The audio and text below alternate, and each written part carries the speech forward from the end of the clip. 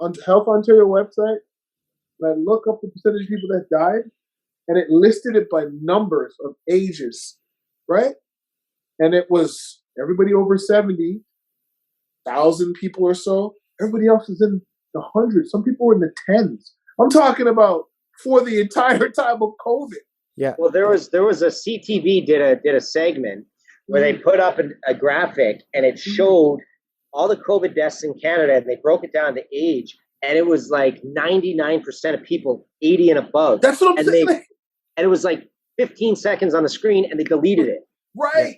Right. Because of like people on the internet, bang, they took pictures and it went out. But this is the demographic that would normally pass from like just an annual flu as well. Right. Yeah. But you know what the thing is? The information is there. And so when we talked about people and, you know, like most people like someone from the time mentioned, they're lazy, right? Like the information is there. It's not even like they're hiding it. You just have to go on the website with health statistics, and you'll see like how much people are dying, what are their ages, right? Well, how many kids have been infected, how many adults have been infected, how many senior citizens have been infected. You know, it's like we're not even. I think we're at about 1%, 1.8% death rate in Canada, right? Out of the people that have gotten it, and not even half the population has gotten COVID yet. Oh, they're counting everybody too. They're not I was reading a document the other day about when they break down like the people jabbed and the people not jabbed and how many cases there have been and how many deaths there's been. Do you know they count the cases from people from December 2019 to December 2020, and they all count as unvaccinated. Unjabbed. Well, this comes back to the language that I was talking about, right? Yeah. There's statistics, and we all I think all four of us here can agree that they're all flawed. They're not legitimate statistics. You can make numbers look like you can make numbers. Yeah, you can, but you know, I'm not saying they're flawed. What I'm saying is they're there for you to make your own choice. Yeah, but I'm saying they're fucking flawed. But here's where I think what the two of you guys are saying is like Jason's saying the numbers are there, but the problem is the numbers that people give you to read, which is what Ashton's saying, are misleading. Yes. Right. So like they'll play with the numbers on the mainstream, the authoritative sources, and they'll play with them so that people get convinced that, oh my God, this is the most terrible thing. But if you take the time yourself to look at the numbers, it's not what the mainstream is saying. But how many people have the time to do that? Like Ashton, you were saying that the 9-to-5 worker, he just doesn't care. He doesn't have the time. Yeah, right? And like you were saying, Linda, like I want to be in the mainstream. I find it easy, right? Like. That's what it is. And so here's one of the biggest problems.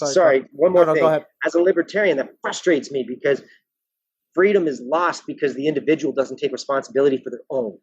Right.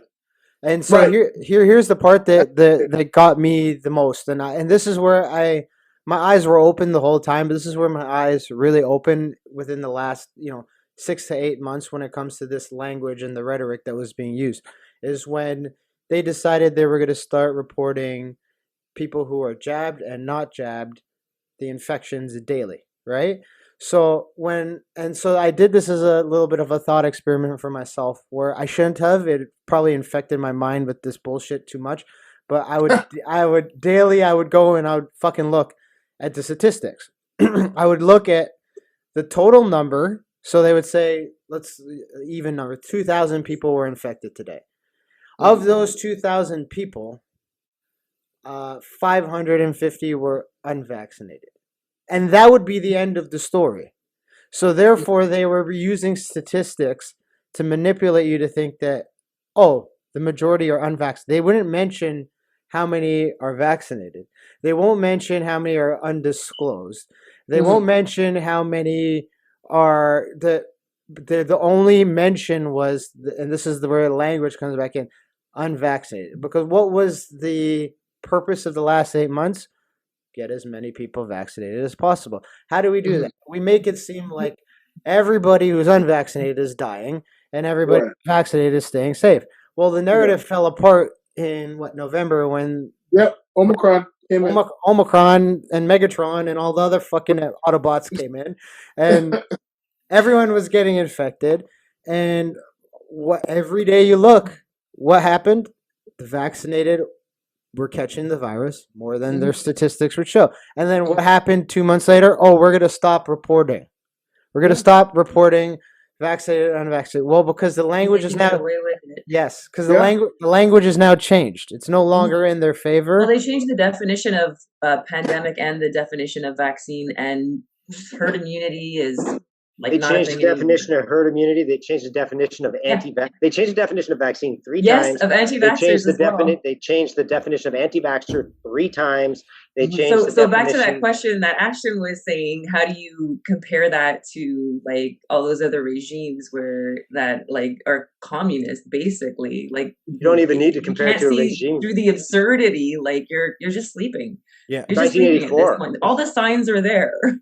Yeah. If you read 1984, like 1984 explains it perfectly. Oh yeah, absolutely. Right? Where the buddy worked, he worked in the department where they changed definitions in order to suit the narrative, right? Yes, and they changed history as well. Look at the statues they're taking down. They're taking away Dr. Seuss. They're doing shit to literature. Like every fucking sign is out there. Sorry, can I swear? Yeah, you can. Listen, come on. Every sign is out there. It's so 1984. It's so Animal Farm. It's so Orwellian what we're living through. Of course. And if you can't open your eyes at this point, you're just not meant to. It's not